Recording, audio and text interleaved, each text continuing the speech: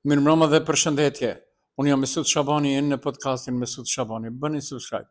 Sot është e diel, data është 8, muaj është i dytë, viti 2026, vit që po e lëm pas. Interesant. Çdo gjë që po ndodh në Maqedoninë e Veriut lidhur me shqiptarët ka të dy anët e medaljes.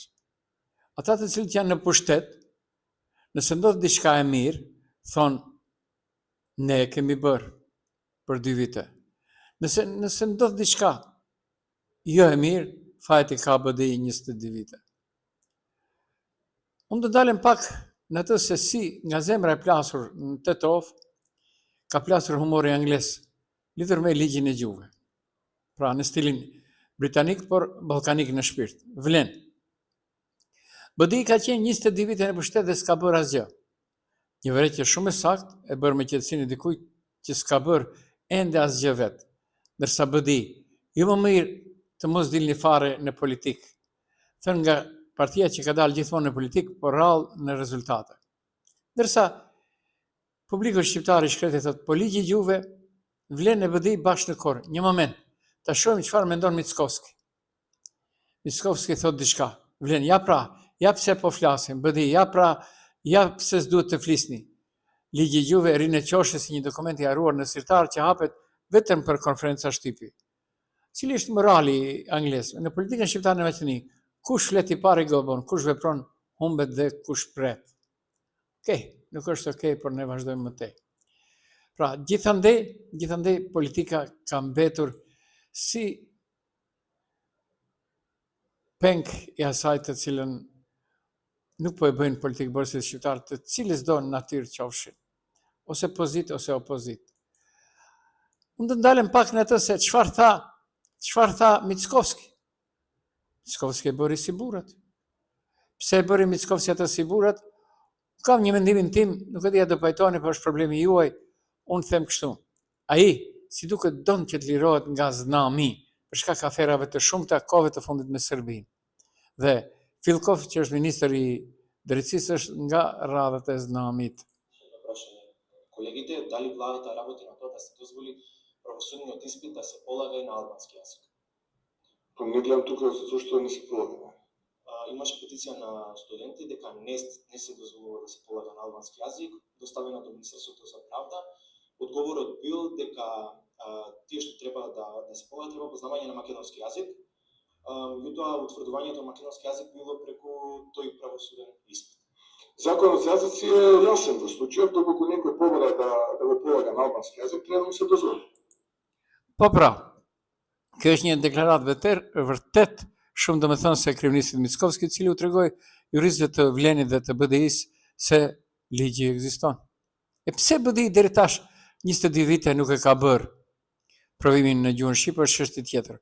Unë do kisha thënë edhe diçka tjetër këtyre studentëve të cilët ngritën këtë procedurë me vend që fillojnë pra të ngucen pak edhe në Universitetin Shtetëror të Tetovës.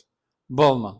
Vërtet është boll gjithë ata njerëz që herë në senat, herë në rektorat, pastaj prej rektoratit senat, prej senatit rektorat, u bë më kjo, u bë çull u bë. Pra është koha që ta trandin edhe universitetin.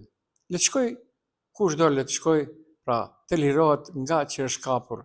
Dhe pasi ndodhi sot gjithë kjo, nuk u ngritën o burra në këmbë, komplet Vleni duke filluar nga Adnan Azizi, se po korrigjojmë padrejtinë historike ndaj shqiptarë, procesi vazhdon. Unë e përcolla në atë humorin angles, në atë që quhet se vërtet më mirë është të mos flasësh nga njerëz se sa që të flasësh. Pritën derisa Mickovski të jap deklaratën.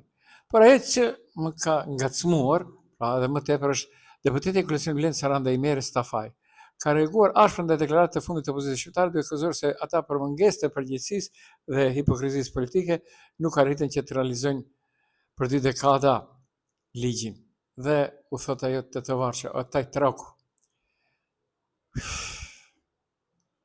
Desha që është një ditë më herët jap një përgjigje kësaj zonjës, mirë po kam një respekt të theksuar ndaj babait të saj, doktor Imer Imer, jo që ka qenë kryetari i partisë politike PPD, por për shkak të asaj çfarë ka bërë ai gjatë demonstratave të vitit 1991 të studentë në Prishtinë. Unë kam ndërmjetësuar si shpesh, sepse njiheshim familjarisht në Prishtinë. Unë kam jetuar 20 vite të rregullta me shtëpi në Prishtinë dhe doktori ka ndihmuar studentët aso kohë gjatë demonstratave pa libreze, pa asgjë, pra ka një respekt tjetër përveç asaj se ka qenë edhe burgosur politik. Pra e kurseva do ta kursej prapë për shkak të babait, jo për shkak të deklaratave. Deklaratat i ka kuturu. Të thotë një lërc, një përc, okay, nuk është okay, por ne vazhdojmë me te. Pra, u ngritën në këmbë të gjithë. Më interesant ka ardhur ajo e Bujar Osmanit, i cili tha mos dilni për një kohë në skenën politike, pra pasi pritet Mickovski. Okej, vërtet është Bujar ke të drejtë këtu, por kërkojnë telefon Artan grupin dhe thuj, Artan, gjubove, ka të tova thënë gjubove, nuk u bë. Por, ata të cilët më së shumti e hecën këtë punë, dhe normal heshtën, por e hecën, thonë ata që e hecën këtë punë, janë ambasadori shqiptar këtu në Maqedoni, Denion Mejdani, unë po ngrihem respekt, pa marrë parasysh se shumë i ri, mirë po gjallërinë që ka kohëve të fundit është duke lëvizur shumë çka, sepse me kushtetutën e shtetit shqiptar është obliguar për çdo shqiptar jashtë kufitëve të përkujdeset. Dhe ai ka filluar që të përkujdeset për dallim për gjithë atyre të tjerëve, të cilët rrinin në zyrat e BDI-s aso kohë. Mos dhash zote njerë, vetëm Arben Çeku më në ardh, asnjëherë e ka marrë shumë qafë, shumë procese këtu në Maqedoni, shumë procese në Maqedoni. Dhe nuk e di se si nuk i vjen as pak mbarë turp. Zonja Spiropali, ambasadori ministri e punëve të jashtme e Shqipërisë, tha urime studentëve shqiptarë në Maqedoni Veriut për mbrojtjen e gjuhës shqipe. Nuk di diçka tjetër, por nuk do them sepse s'kam të drejtë, e di vetë. Dhe urojmë që si Spiropali dhe herave të tjera të dalin në skenë shumë ministrat e punëve të jashtme të shtetit shqiptar. Pastaj u ngritën në këmbë gjithë opozita shqiptare, çdo kush mundohet që të merr meritat e saj, por kjo është vetëm diçka tjetër. Unë do i kisha thënë administratës shqiptare, ja edhe një situatë mjaft interesante.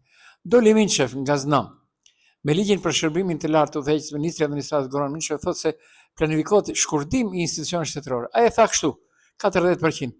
Nëse 100 janë drejtori institucione të tjera, prej tyre 40% do shkurtohen, 40% do mbeten 60. Çfarë do bëhet me gjithë ata?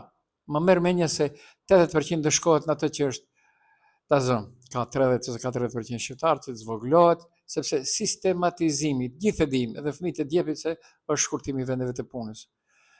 Okej, nuk është okej, por ne vazhdojmë prap. Hapni syt ju që jeni nëpër administratë, u ka përgatitur lakun, kështu thonë në malsinë e sharrit ministri i administratës Goran Minçev.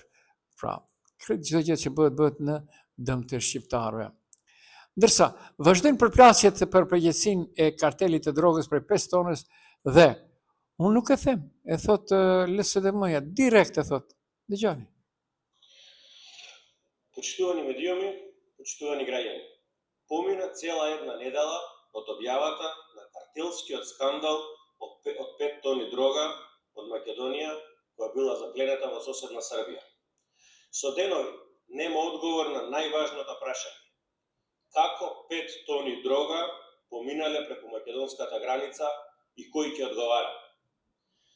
Нема приведени, нема осомничени, има само дефокус.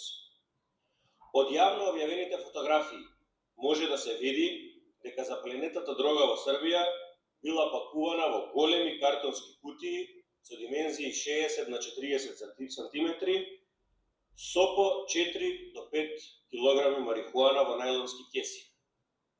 Тоа значи многу пратки и многу возила или камиони. 5, 10, можеби и повеќе шлепери или камиони требало да ја поминат македонската граница. Како?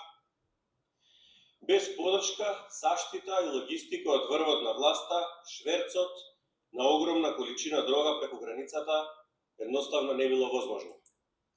Unë edhe mbrëm e thash, pa edhe sonte për përsëriti, mbrëm e kishëm për këmbën, sonte e kam për dorën. A ka dikush të ngiligice? Ndorë, sepse vërtet, policia e Tetovës, që merret me krimin e organizuar, vitin 2024, bare që së vijet, 374 gram drogë kanë zonë në Tetovë.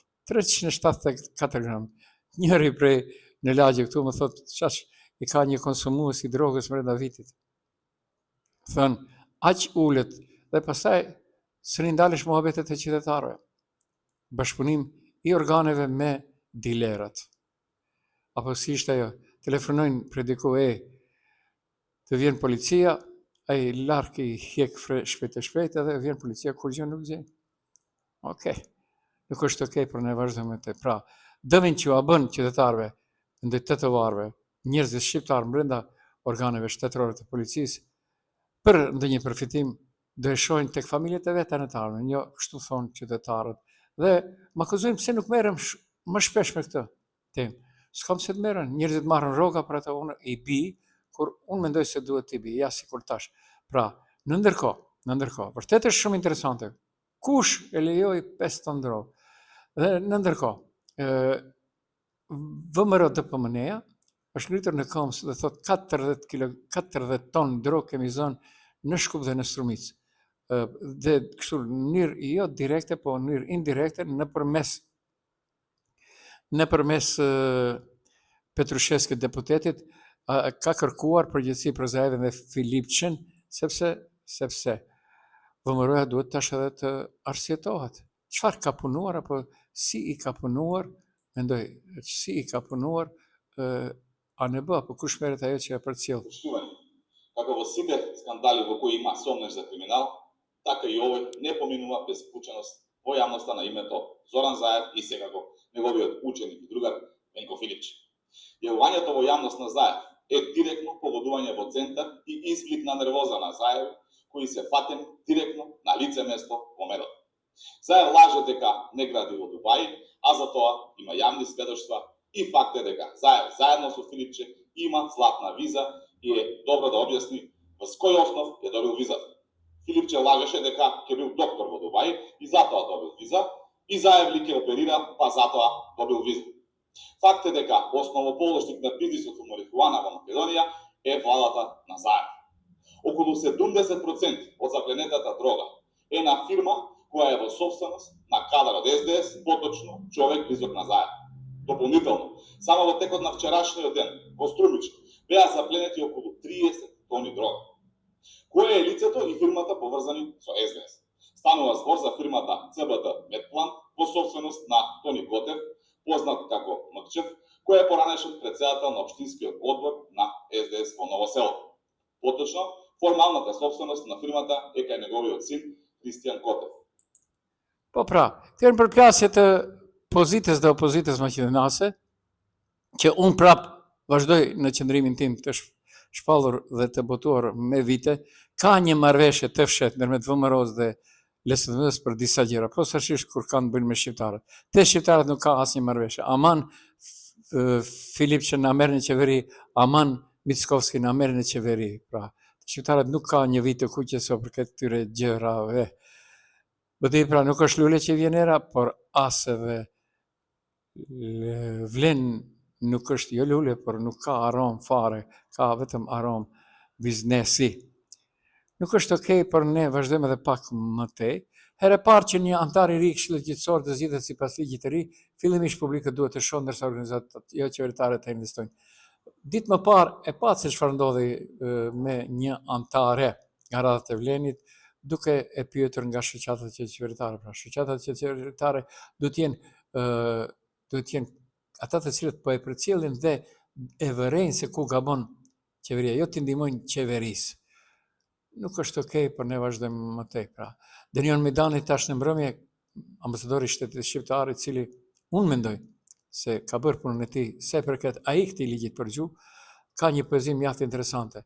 Thot, në mundesh ta ruash arsyen kur bota humbet fillin, e fajin ty ta hedh dhe vetes ti besosh. Sa herë tek ti dishon e s'të përfillin, por edhe dyshimet drejt ti gjikosh. Okej, nuk është kjo okej, sepse për poezi Denion je i ri, mirë po e ke gjetur tamam poezinë për situatën aktuale politike të shqiptarëve këtu në Maqedoni.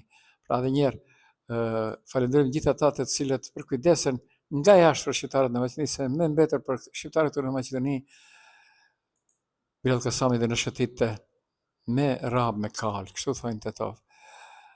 Pra edhe njerë për fund, unë jam Mesut Shabani, ishit në podcastin Mesut Shabani. Bëni një subscribe.